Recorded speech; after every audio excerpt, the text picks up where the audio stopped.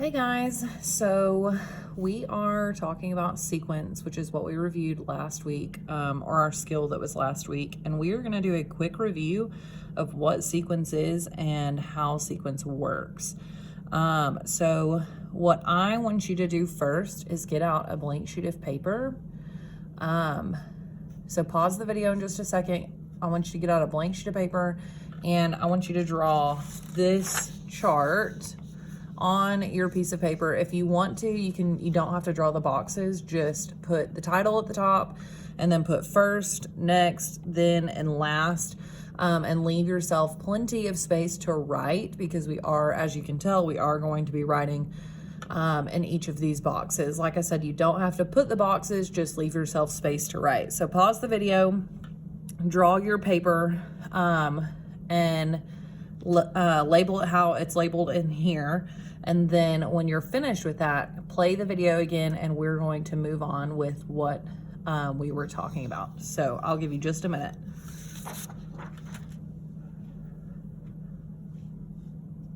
Okay, so we are back. You should have already had your box drawn, or your boxes, or maybe you just labeled what it was, and then and left this blank spaces open for us to write.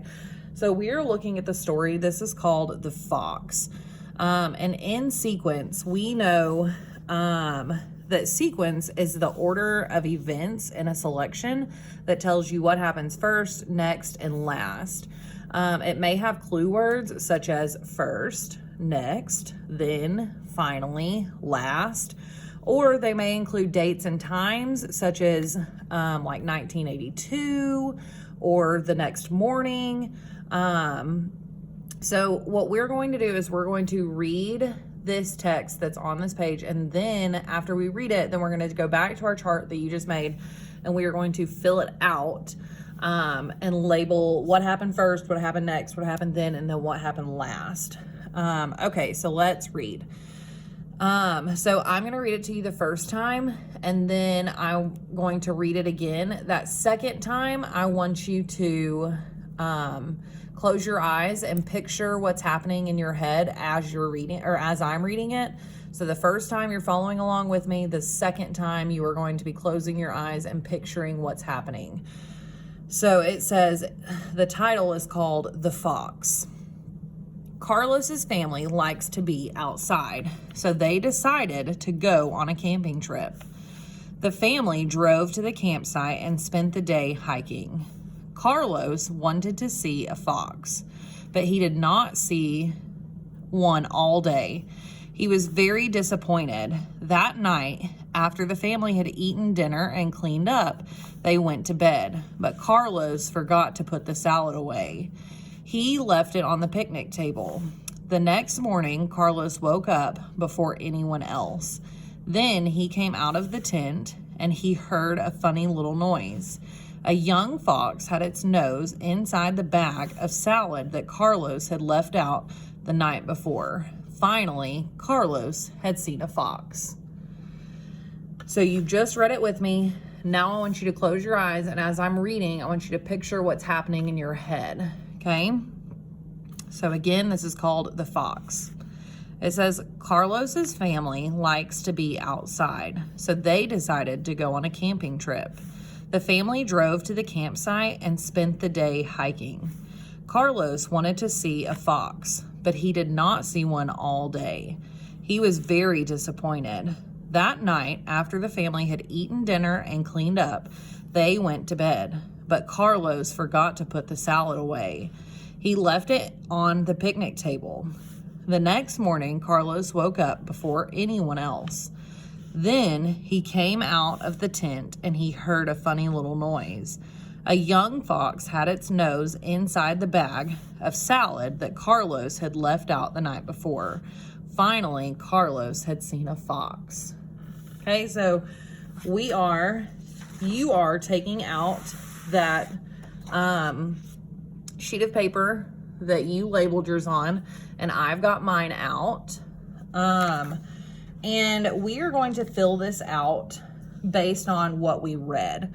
So the first top box says the title. Well, the title of our story was The Fox. So I'm going to write that. Ooh, The Fox, because that was the title of our story that we just read. And when I was reading, I was looking for clue words that help me figure out the sequence of events in the story.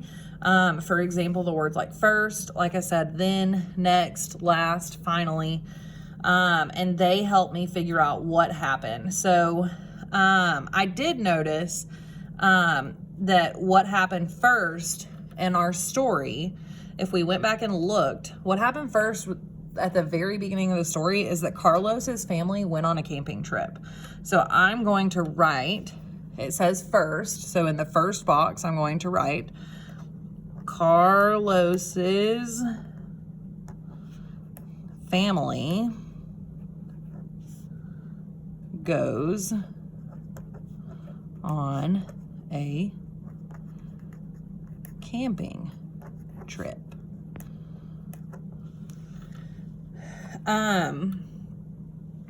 And then our next thing that happens, I've got to think about what happens next in the story. So it said, if we look back at our story, it says,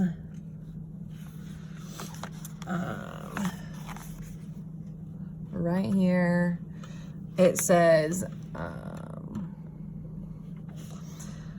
Carlos wanted to see a fox, but he did not see one all day. Oh, sorry, I need to go back above.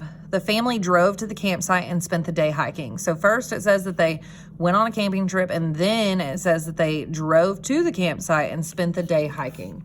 So next, our next thing in our box can say next, Carlos's family drove to the campsite and spent the day hiking. Okay, so once we have that done, let's look back at our story once again and see what happened then. So we are right up here at the top. It says Carlos wanted to see a fox, but he did not see one all day. He was very disappointed. That night, after the family had eaten dinner and cleaned up, they went to bed, but Carlos forgot to put the salad away. He left it on the picnic table. So what I can put for then is that after Carlos's family drove to the campsite and spent the day hiking, I can write then Carlos's family ate dinner and cleaned up and went to bed, but Carlos forgot to put the salad away. So he left that bag of salad out all night for that fox to get. So we again are looking back